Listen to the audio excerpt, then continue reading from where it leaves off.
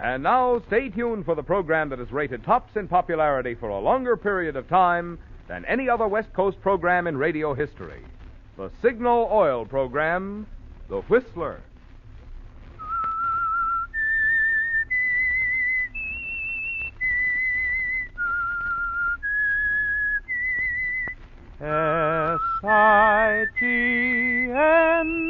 S-I-G-N-A-L.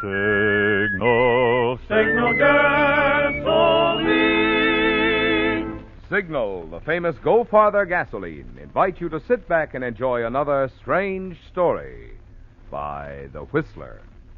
For extra driving pleasure, the signal to look for is the yellow and black circle sign that identifies Signal service stations from Canada to Mexico.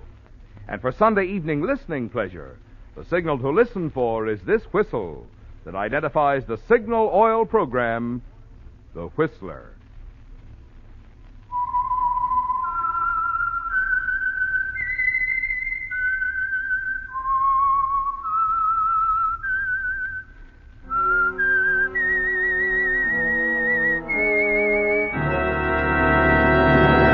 I am the Whistler.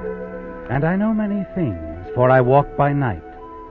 I know many strange tales hidden in the hearts of men and women who have stepped into the shadows. Yes, I know the nameless terrors of which they dare not speak. And now, for the Signal Oil Company, The Whistler's strange story, Patroness of Murder.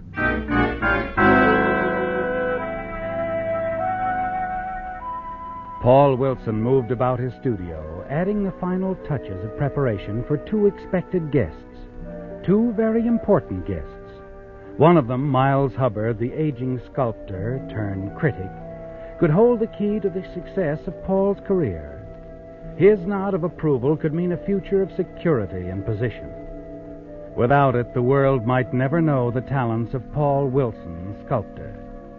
And Paul was certain that his second guest, Don Alden, had arranged this meeting for the sole purpose of getting an expert's appraisal of his work. But it was no gesture of friendship. Paul's meetings with Don had never been friendly. This one would be no exception. Paul was certain of that. Their cold exchange of glances when Paul met them at the door proved that. The forced pleasantries over with, Paul showed them to the studio. And this, gentleman, is my workshop. Mm-hmm. Fine studio, Wilson. Plenty of room. Good lighting. Everything a room can offer the artist is here. The rest is up to the man himself, eh, Wilson? Oh, that's quite right, Mr. Hubbard. The rest is up to the man himself. I hate to take too much of Mr. Hubbard's time, Wilson. Can we see your work? Whenever Mr. Hubbard's ready, I'll be glad to show him. When one grows old, Wilson, one learns the great wisdom of economy. Economy of time, economy of words, economy of emotion. Oh, yes, it's a great lesson to learn. I tell you this because when I look at your work, I shall have an instant evaluation. Either it will be good or bad, and I shall tell you immediately. It's an honor to have you here, sir. I'm anxious for your opinion. Yes, well then, may we see some examples of your sculpture? Now, please. Right now. There you are, gentlemen. My latest. Yes. There is promise here. There is not yet greatness, but there is much promise. Much great promise. Oh, thank you, sir. Thank you very much. You mean it's really worthwhile then, Mr. Hubbard? Worthwhile, yes, worthwhile. But promise, that's the word, Don. Mostly there is promise. I'm afraid Mr. Alden has thought of me chiefly as a stonemason, or felt perhaps that I should carve soap. I wanted to be certain, that's all, for Aunt Martha's sake. She's been financing your work for a long time now. She'll be repaid later. Perhaps. If you're as good as you've made her think you are. Miss Alden thinks well of the young man's ability, Don? Very well. She told me the other evening she's planning to leave him half of her estate so that he can continue his work if anything happens to her. That's why your opinion is so important, Miles. I see. Well, he has the virility, Don. You can see it, can't you? And a strong feeling for material. There is much of Mestevic here. You studied with him, perhaps, Wilson? Not directly, no. Mestrovic? Famous Balkan sculptor, oh, yes. Mestrovic's work is very distinctive, entirely free from the French influence. You didn't study abroad, did you, Wilson? No, I didn't. Oh, it's you, Michael. Back from your shopping so soon? Yes. Oh, I'm sorry, Paul, your guest. My houseman and helper, gentlemen, Michael Dobovich. How do you Gentlemen, do, Michael? Well, we must go now, Wilson. Economy of time, you know.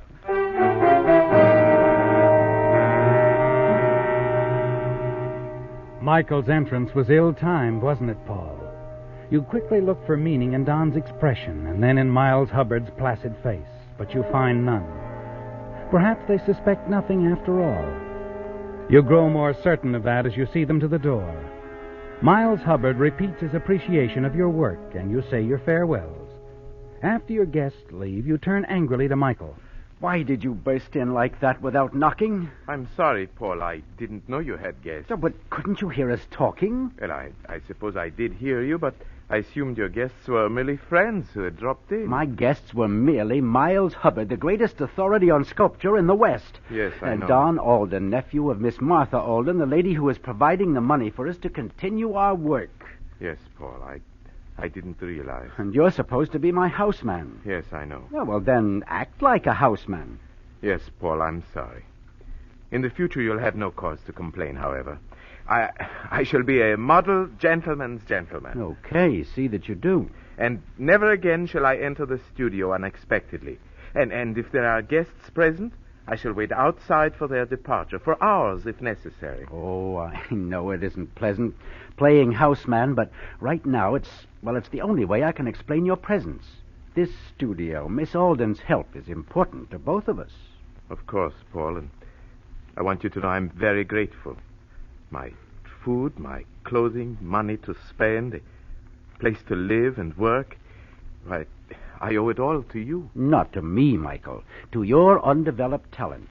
I recognized it instantly. Miles Hubbard simply confirmed my faith in you. It's a very great honor. Now, after one or two showings of your work using my name, my connections, I'll be proud to step aside and announce you as the promising creator. Yes, and then I shall tell them what a fine friend and benefactor you have been. Yes, I'm sure you will, but until then, for our sake, for your sake, I mean, we must both treat our arrangement with strictest confidence. Of course, Paul. By the way, did you study with Mestrovic? Mestrovic? Oh, yes. It was a great privilege. The master himself. I'm glad. I'm very glad, Michael. For you, of course.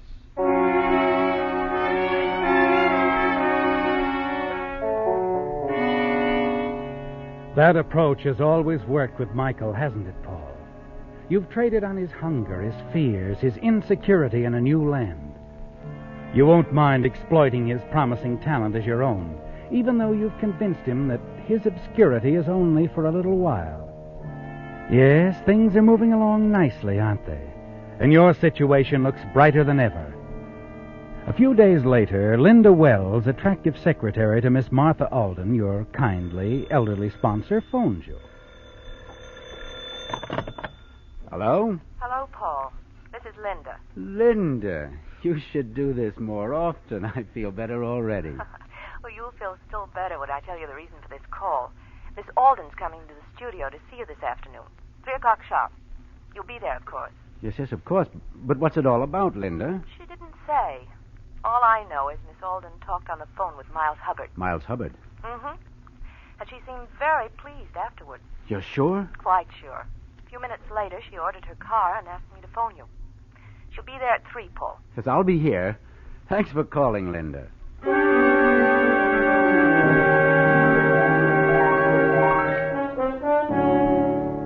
Well, Paul, the critic, Miles Hubbard's visit to your studio with Don Alden, Miss Alden's nephew, has rebounded to your interest, hasn't it?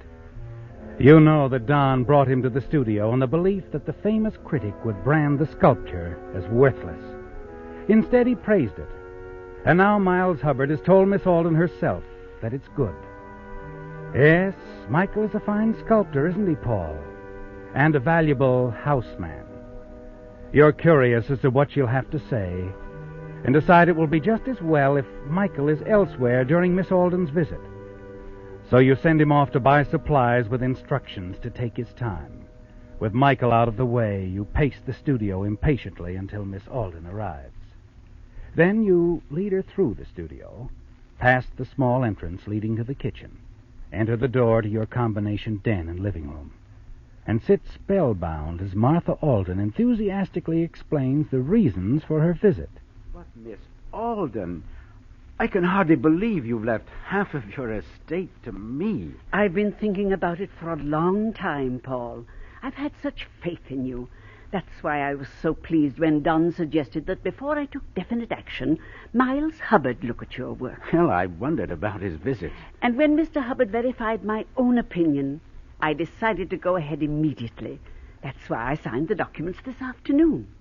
But your nephew, Don, if he didn't even like the idea... I haven't told him or anyone that I've actually drawn a new will. And I don't intend to, for the present at least.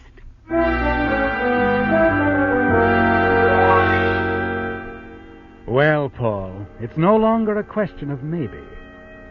Martha Alden has actually willed you half of her fortune. The necessary documents are signed and sealed. It is hard to believe, isn't it? After Miss Alden leaves, you return to your den, light a cigarette, and gaze dreamily out of the window. You look up startled at the sound of your name. Paul.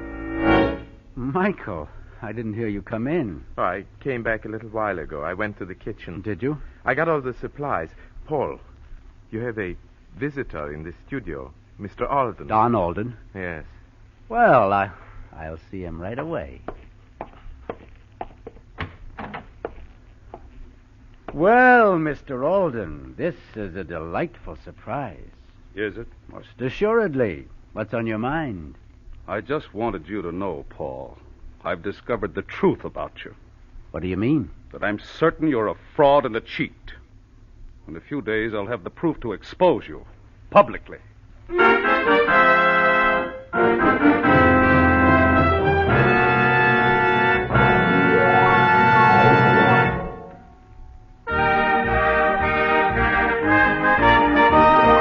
Tonight's $20 Signal gasoline book goes to Mrs. C.E. Grindell of Seattle, Washington, for this limerick. Our old car had all it could take. There wasn't a hill it would make. Then with Signal we gassed her. Now it runs so much faster, we drive with 1 foot on the brake. Signal, signal, signal gasoline. Your car will go for the gasoline. You may not actually have to keep 1 foot on your brake after you switch to Signal, like the driver in the limerick. But your accelerator foot will thrill to Signal's smooth surges of lively, responsive power. That's because peppy performance just naturally goes hand in hand with Signal's good mileage. So whether you're looking for economy or for sheer driving pleasure, look no farther. Just drive into a Signal station and fill up with Signal, the famous Go Farther gasoline.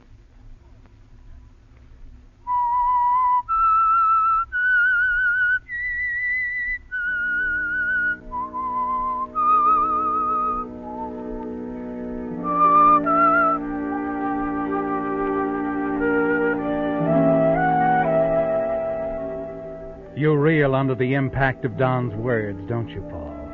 He's called you a fraud. He says he expects to prove that you're a fraud. You return his steady gaze and hope the fear and panic that you feel doesn't show on your face. You've got to keep your nerve, your composure. You need it now more than ever as Don continues to build his case against you. It seems such a coincidence, Paul, that your work showed a distinct Mestrovic influence, especially since I've learned through his immigration papers that your houseman, Michael, comes from virtually the same section of the Balkans as the great sculptor himself. Well, as you say, a coincidence. This cable I've just sent might interest you. I doubt it. I think it will. It's addressed to Mestrovic in Belgrade, asking a very simple but very important question. Was Michael Dovovich ever a student of yours? Your answer important to his career. Interest you? It's too ridiculous. When I get the answer I expect, I'm certain Aunt Martha will see her protege in an entirely different light. The instant I hear from Mestrovic, I will tell Aunt Martha everything. And you'll be finished, Paul. you'll be completely finished.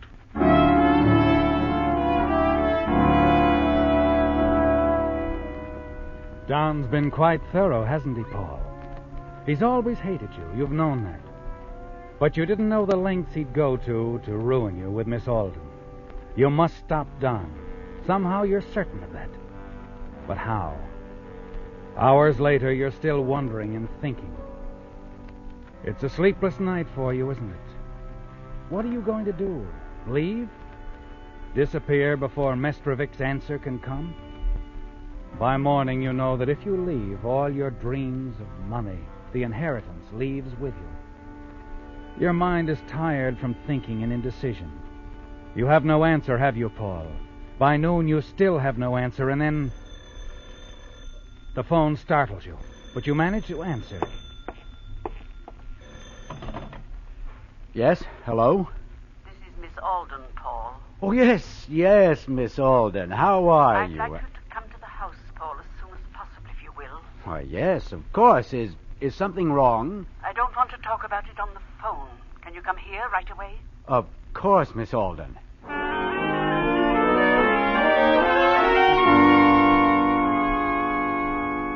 You're breathless when you arrive. Miss Alden takes you to her upstairs sitting room, where she asks a question of her own. Paul, who is Michael Dubovich? So Don has told you. You can't believe him. It isn't true. I've done the work, Miss Alden. I've done it all. Michael is just what he seems to be. He's a student. Where is Don? I've tried to locate Don. I don't know where he is right now. But he has told me nothing, Paul. Yes, but then how... This cablegram addressed to Don. I opened it. He's never received a cablegram before. I thought it might be important. It seems to be very important. You don't understand, Miss Alden. You must let me... I didn't understand any of it at first, Paul. I'm just beginning to realize. And it isn't easy to admit I've been a fool. But I have, haven't I? Please, Miss Alden, you must believe me. Paul, how can I? Your own first words when you came in told me the story. It had never even occurred to me that you were using Michael for... What are you going to do, Miss Alden? You haven't left me any choice, Paul. I'll change my will, of course, but... Change your will? Of course. Surely you don't expect You're me to... not going to change that will, Miss Alden. Paul, what are you going to do? You're not going to get a chance to change that will, Miss Alden. Martha Alden's will can't be changed now, can it, Paul? It's beyond the reach of any change. Yes. She met her death when you pushed her down the stairs. And her position will make her death appear to be an accident. You descend the stairs slowly. That's when you see the cablegram crumpled at her side. The cablegram from the great Mestrovic to Don Alden, stating that Michael Dubovich, your houseman, had been one of his prize students. Quickly you snatch it, and the bright flame of the library fireplace destroys it into meaningless ashes. You must continue to act quickly, Paul. You must get out of the house, and you must not be seen. You turn to go, and you hear voices. Someone is coming. This won't take long, Michael. Don't worry about it. But I don't understand. Why did you bring me here, Mr. Alden? I just want to ask you some questions, Michael, and I want Aunt Martha to hear your answers. Don with Michael. You whirl around. It's too late to reach the door without being seen. Quickly, you open the basement door, step inside, and hurry down into the musty darkness. You feel your way cautiously across the basement to the back door. You find it locked. You stop and listen to their footsteps overhead. Then you hear them move into the library. It's only a matter of minutes until they discover the body of Miss Martha Alden. Softly, you move up the stairs again. Open the door. You can hear them, but you don't dare run for the front door, do you, Paul? Perhaps we should not disturb Miss Alden. I don't want to answer any questions. The answers won't hurt you, Michael. I'm sure of that. Now, you just sit here. Aunt Martha and I'll be down in a minute. Please, Mr. Alden, I don't like this. I have nothing to say, and Paul... Don't worry about Paul. Mike, quick, it's Aunt Martha. Oh, is she... She's dead. Oh, no. No, I'm Stay here, Michael. No! I've got to phone the doctor. Michael!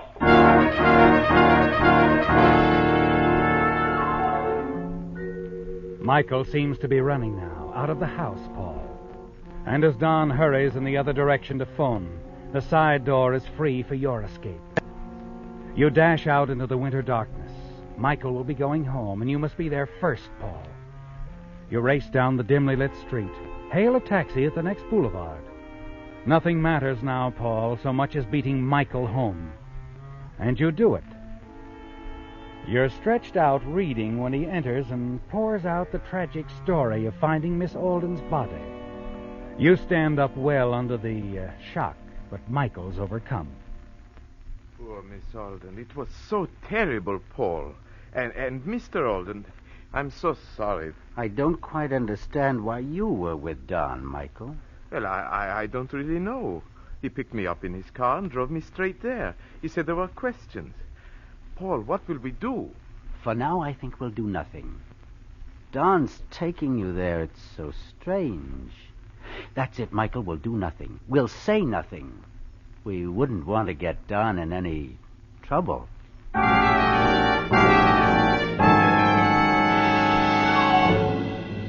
You're still certain Miss Alden's death will be called an accident. But if it isn't, if it's called murder, you're sure that you can put the blame on Don. You'd enjoy that, wouldn't you, Paul? His taking Michael to the house will make it seem that Don Alden was badly in need of a witness to discover the body with him. That's quite a coincidence, isn't it? And there was a strong motive for Don, too.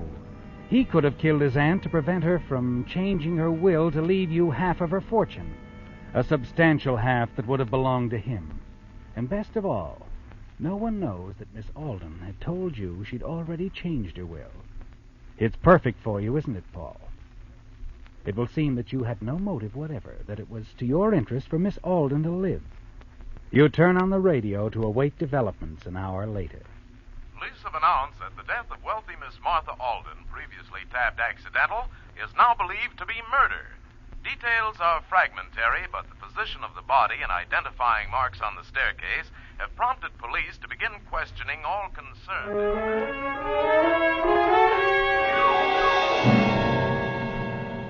They call it murder now, Paul. They've been questioning everyone concerned, and they're making a sudden decision. Well, you've got to go to the police before they come to you. You have a story to tell them, haven't you, Paul? A story you're certain will convince them that you're innocent, and Don Alden is guilty of Martha Alden's murder. Reaching homicide, you stage a nice act. You came in the interest of justice, and the lieutenant seems interested. That's why I came as soon as I heard, Lieutenant Hegstrom. I want to help all I can. Thanks. You know Mr. Alden here, I suppose? Don Alden. I'm glad you have him here, Lieutenant. There's your man, Lieutenant. Paul Wilson. Now, just a minute. I'll do all the accusing here. Either of you could have done it. Under the circumstances, I'm sure one of you did. Now, look here, Lieutenant. And now, just a minute. The more I look at this thing, the more I'm sure it's a matter of motive. Find the motive, and you find the man. Don has all the motive in the world. He knew Miss Alden was going to change her will and leave me half of her estate. Before she could do it, Is this true? He told me so himself. That's true. You see, I had no motive at all. I had everything to gain by her living. She was planning to make me one of her heirs. What about that, Mr. Alden? Wilson had to kill her before she discovered he was a fraud. I had the evidence. I'm not a fraud, and even if I were, what good would it have done me to kill Miss Alden? Her living would have given me exactly what her death gave you, her money. Alden was there. He even took Michael along as a witness to help him discover the body. He had the motive. What more do you want, Lieutenant? Not much.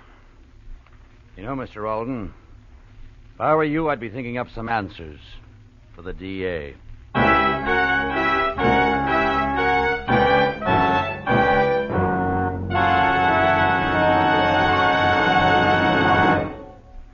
While watching some Christmas shoppers the other day, I couldn't help feeling it's too bad folks aren't as careful in selecting their motor oil as they are in selecting Christmas gifts.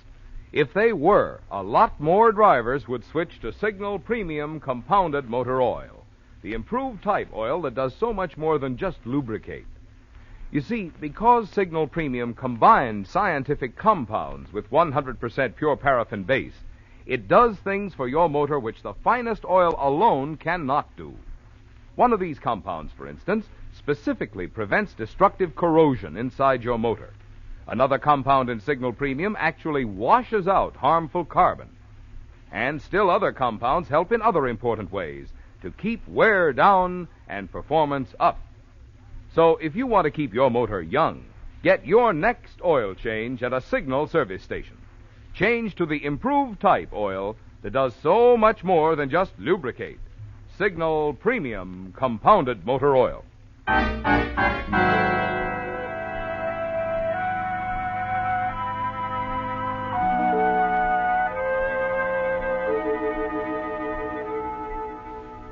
You're in the clear now, Paul. You're certain Lieutenant Hegstrom is convinced of Don's guilt. Find the motive, and you find the man. That's what he said, Paul. You're pleased, aren't you? And you know the story by heart that will convict Don as you tell it to the police stenographer for the permanent record. You've just finished and started to go when... Just one more detail, Wilson. Come back a moment, will you? Of course, Lieutenant. Glad to. Why, Michael. Yes, Paul. Paul, I've been so worried about you. Michael seems to be a very loyal servant, Wilson. Oh, yes. Yes, he is. You needn't have worried, Michael. I'm just fine. No, but he has worried, Wilson. He's worried a great deal. He even thought we might be holding you for the murder. And he came here with something he says proves you couldn't have done it. Well, that's very nice, I'm sure, but... Go on, Michael. Tell him what you just told me. Yes, sir. I told him you could not have done it, Paul. I told him you wouldn't have done it. How much you thought of Miss Alden after she'd been so kind. How she'd changed her will, left you half of her money. But, Michael, how did... Go on, Michael. Tell Wilson how you knew Miss Alden had already changed her will. You remember, Paul? You told me not ever to burst in on you when you had guests. So that day Miss Alden came to see you, I waited outside the room. I did not burst in, but I couldn't help hearing her tell you she changed her will that afternoon to give you half her money. Paul? Paul, have I done something wrong? I'll answer that, Michael. You've done something right. Alden told the truth. He's the one without a motive. You lied, Wilson. You had the motive. But, Lieutenant, You knew Miss Alden had already put you into her will. You killed her to keep her from cutting out of your will, out of your inheritance. Like I said, find the motive, and you'll find the murderer.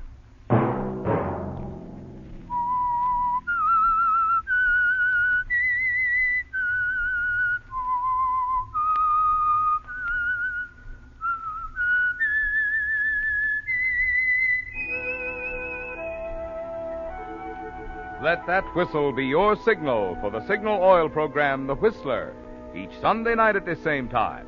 Brought to you by the Signal Oil Company, marketers of Signal gasoline and motor oil and fine automotive accessories.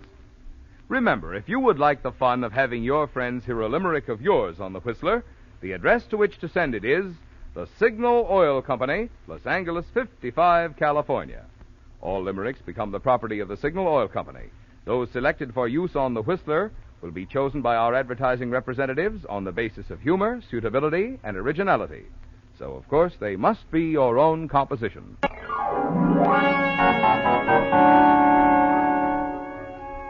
Featured in tonight's story were John Hoyt, Tall Avery, Gloria Gordon, and Paul Frees.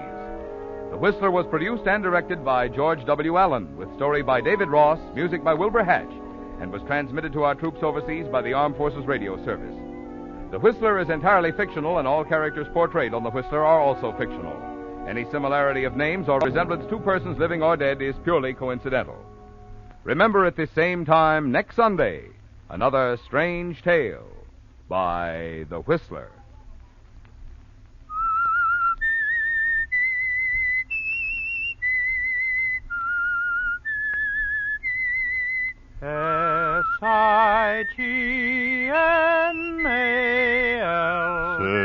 Signal, Signal gasoline. Marvin Miller speaking for the Signal Oil Company. This is CBS, the Columbia Broadcasting System. You've been listening to the OTR Gold Network. Find more classic radio at otrgold.com.